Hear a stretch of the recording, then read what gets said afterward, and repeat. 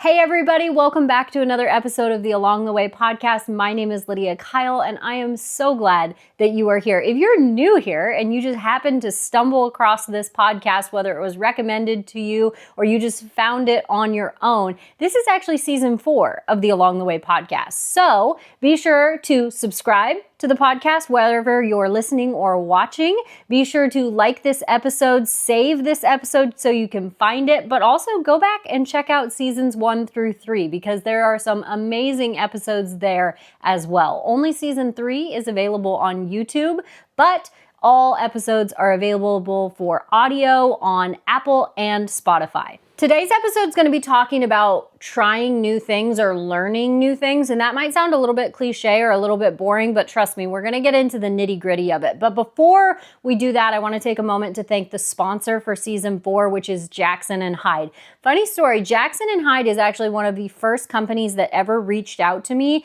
as a content creator. They were one of the first brands that said, hey, we really like what you're doing. You're really good at what you're doing. We'd love to send you some free product and maybe give you a little bit of cash for some promotion. I have been working with them for over 4 years and they just celebrated their 10-year anniversary as a small business. And that is a huge deal. Guys, Jackson and Hyde creates some of the most incredible, unique, one-of-a-kind cowhide pieces, whether it's purses, wallet, weekender bags. I love my weekender bag from Jackson and Hyde, or even home decor. Everything on their website, you need to go check it out first of all and know that exactly what you see in the picture is exactly what you're going to get because everything is one of a kind. There is no bag that is the same as any other bag because these are genuine cowhide products and there's no way to duplicate a cowhide because they are absolutely unique to themselves. You guys, I also have a discount code for you, so check out Jackson and Hyde, grab something for yourself and use the code AlongTheWay, just like the podcast, AlongTheWay, and you're gonna get 20% off site-wide. The topic of this episode might seem kind of silly to you guys because you're probably thinking, well, of course trying new things is hard, Lydia, like of course, but I actually want you to think about it because we as adults forget that. Like we tell our children over and over again, when our children try something new and they don't succeed, whether it's something school related like reading or it's a sport like baseball, when they try something new for the first time, we encourage them nonstop. It's okay. You're not going to be perfect the first time. It takes time to figure it out. You have to practice. You have to show up. You have to put in the effort. We tell that to our children. But then we as adults, when we try something new, whether it's a career, whether it's a side hustle, whether it's a hobby, when we try something new, we are so hard on ourselves when we don't have it figured out after the first attempt. And genuinely, I blame social media for this. And we'll get into that. But using myself as an example, because I always do, right? These are the things that we learn along the way. That's why the podcast is named what it is.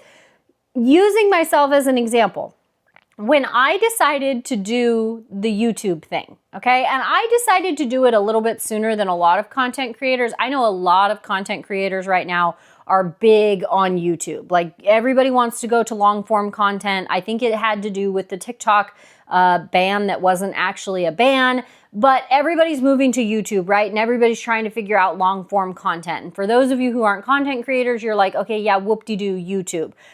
It's actually really hard from a content creator standpoint where I've gone from, I just have to create a minute-long video. If I can hold someone's attention for 1 minute, if I can entertain someone for 1 minute, if I can inspire someone for 1 minute, then I've done my job, right? I've done well. And I've gotten really good at that over the last 4 years, 4.5 years, however long I've been doing this. But I switched over to YouTube. YouTube is like learning a foreign language. And I was so frustrated with myself. Even last season when I was recording the visual component for the Along the Way podcast, I was just doing it on my phone. I was winging it. I just thought, you know, if I can record these videos, if I can have the visual, if I can get them uploaded, that's a win. And it was a win for season 3. Then I decided for season 4, not only was I going to make the podcast visual better on YouTube, I was going to actually try to learn how to be successful on YouTube.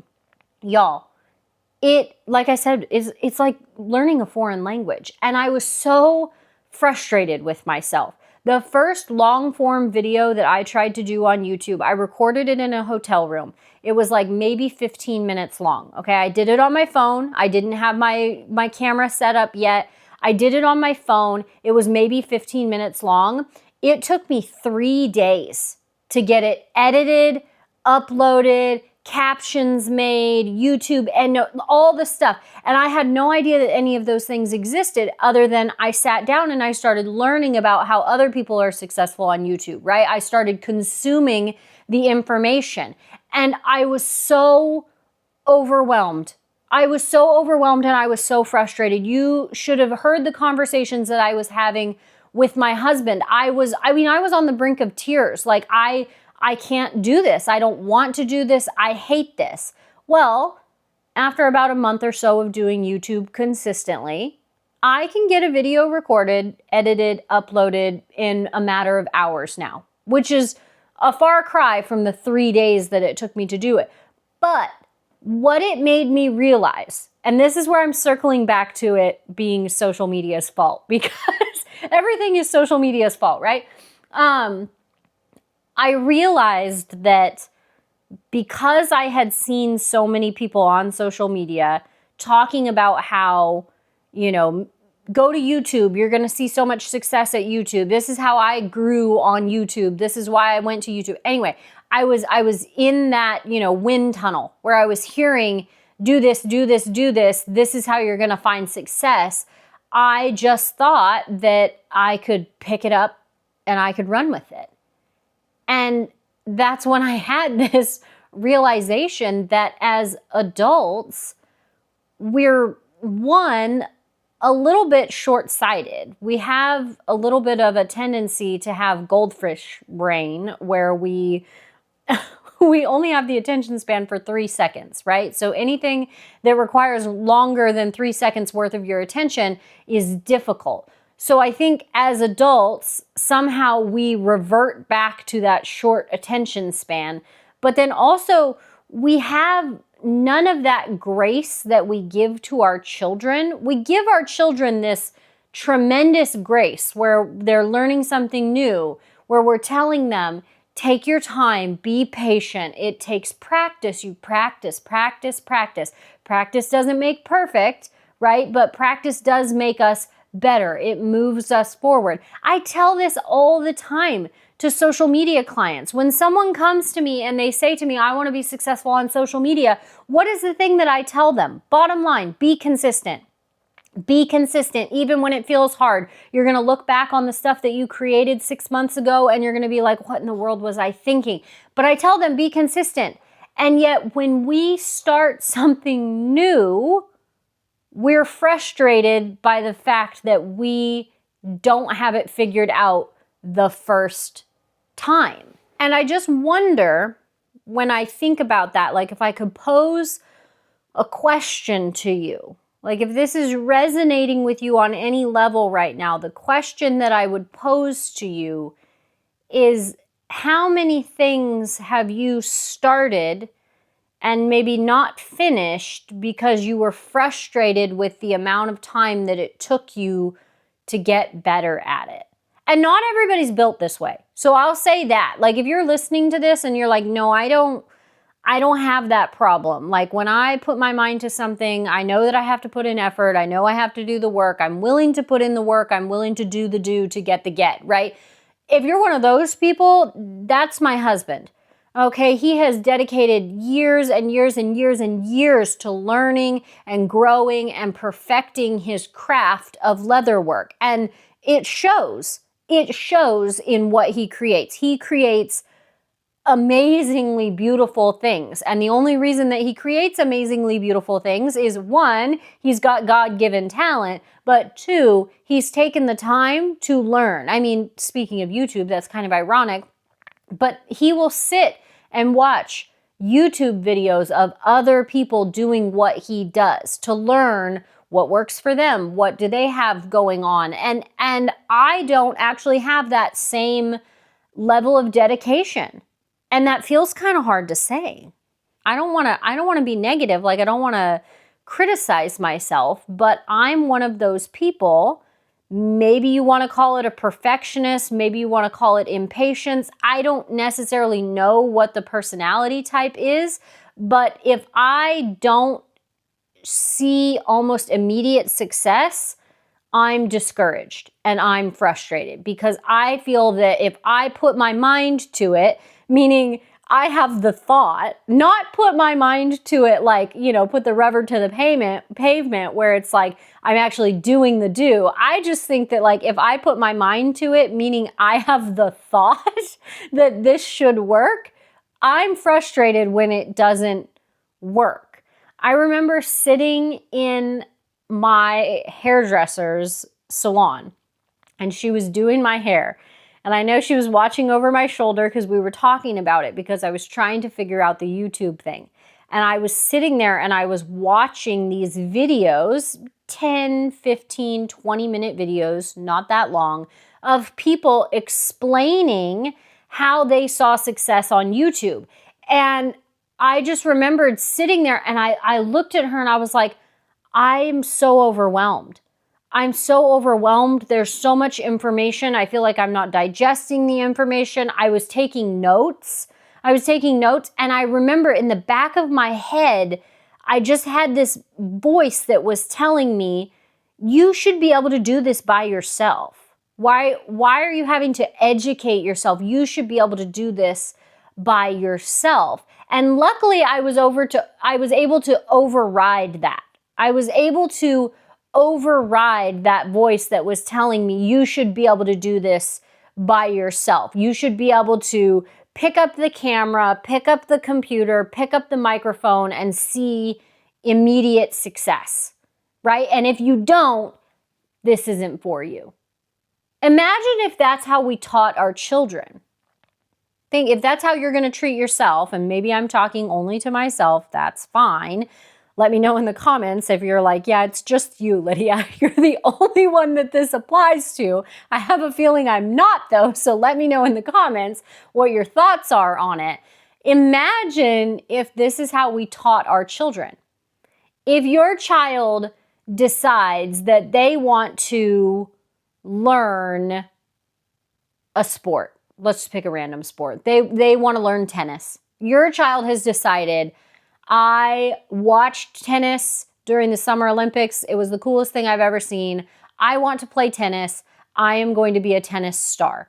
And right, we encourage our children, like, of course, baby, like, let's get you lessons. Let's go to the tennis courts in town and try it out. Like, some people go above and beyond and they buy all of the things, right? If you're one of those people who buys all of the things for the new hobby, other people take it slow. But we do acknowledge what our children are wanting to try and what they're wanting to experience.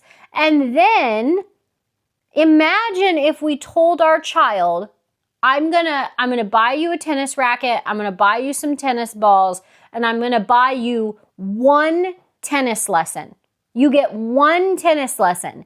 And if you don't have it all figured out by the end of that one tennis lesson, this isn't for you. We're not going back. It's not for you. Think about that. What if that was how we taught our children? It wouldn't work.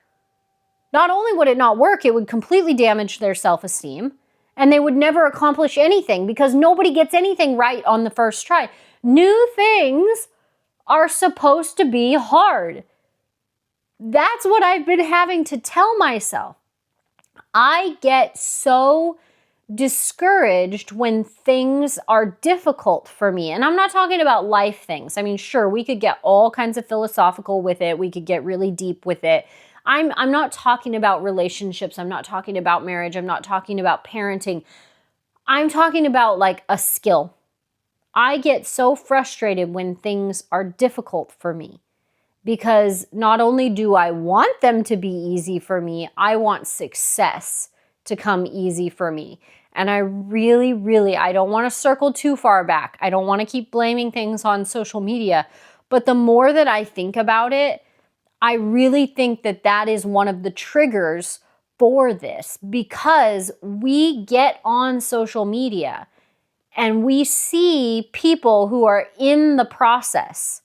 We see people who have been doing something for years, and we wish that we could go from point A to point E without going through the other letters.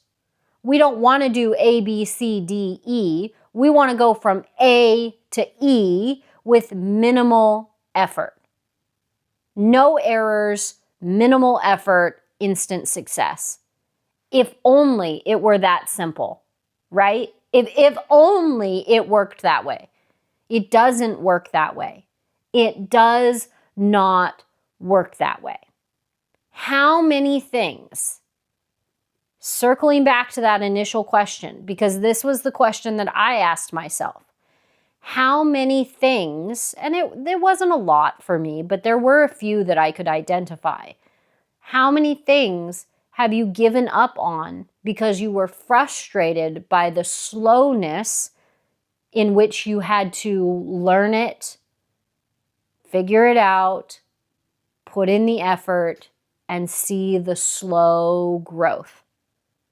How many things have you stopped because you haven't seen success in a fast enough way to appease your ego or make you feel like you're not missing out on something? That's why I think the social media thing plays into this, because a lot of times, you see someone who maybe they have a skill that you want to have. I'm going to choose something completely random. Maybe they're really good at pottery. Maybe you have decided, I would love to do pottery. And you start following people on Instagram or TikTok or Facebook or wherever it is that you consume, right? You start following people who are potters, and you think to yourself, I could do that. I could do that. And then you start doing pottery and you're like, I can't do that. And then every time you see what they're doing, you get that comparison problem happening. And you start to think, well, maybe this isn't for me because I'm not that good. And yet you completely neglect to acknowledge the fact that they've been doing this for 3 years and you've been doing this for 3 hours. That's what I had to remind myself about the YouTube thing. The person who I'm listening to, who is giving all of these easy peasy tips to success, this person has been doing this for 4 years, 5 years, 6 years, 2 years, whatever. I've been doing this for what, 2 hours? When I was learning about it, I hadn't even done it yet. And yet I'm frustrated when it takes me 3 days to upload a video. But guess what? I did it. And here I am a couple months later, and things are going much better. And probably by the time that the podcast releases, things will be going really well. But new things are meant to be difficult. Learning a new skill is meant to be difficult. And I think as adults, we need to give ourselves a little bit of extra time to figure those things out. And again, I would just encourage you, imagine if you had a child or you have children. Imagine telling that child, I'm going to buy you one lesson for piano. And if you are not identified as a prodigy, by the end of that one 30-minute lesson, we're not coming back. It's not for you. You would never say that to a child who wants to learn how to play piano. So why would you say that to yourself when you want to learn a new skill or a new hobby or a new business? This is why small businesses fail a lot of times, is because those rough times, we have to be willing to withstand those storms and know that the grass is not always greener on the other side. The grass is greener where we water it. And that means we have to actually water it. We actually have to water the grass. And I think if we gave ourselves a little bit more time, a little bit more patience, sometimes a little bit more effort. Listen, some of us, we get the lazy bone. Sometimes we want that easy success because we would like to not have to put in that much effort. You got to admit it. Some of us are like that. But I think if we just begin to acknowledge that new things are meant to be hard, we would maybe be doing more new things. And we would start putting more effort into the new things. If we go in understanding that we are not going to be an overnight success, we are not going to have it figured out in 1 week, and it is going to take more than 2 attempts to see success. And I think we would go a lot farther in our careers, in our personal lives, and even just in our entertainment, the ways that we entertain ourselves. I think we would find a lot more fulfillment if we had that mentality of new things are meant to be difficult. I think we would see a lot more fulfillment in whatever it is we're attempting to do. Thanks for tuning in to another episode of the Along the Way podcast, you guys. I am so glad to have you back for season 4. And like I said before, if you're new here, if this is the first episode that you've listened to, or you haven't caught up on season 1 through 3, hop over to Apple Podcasts or Spotify and check out everything that the podcast has to offer. I'm really, really proud of the episodes that have been put out there, and I hope you enjoy them as well. If you're watching this on YouTube, I'm so glad you're here. Thank you for being here. I'm actually really, really enjoying YouTube now. I know this episode made it sound like YouTube was the bane of my existence, but I'm really, really starting to enjoy it. And so I'm so glad that you're here. As always, if you haven't already, please hit the subscribe button wherever you're consuming this from. If you're going to share this on social media, be sure to tag me. I love to see what you guys are saying. You can find all my contact information in the description of this episode. I'm easy to find. You can usually just search my name and find me. But if you want the direct link, it's down there. And thank you so much to our sponsor for this episode and for this season, Jackson and HYDE. And y'all can find their information, their website link, and the discount code in the description of this episode as well. I'll see you guys back next week, and be sure to hit the like and the subscribe if you haven't already.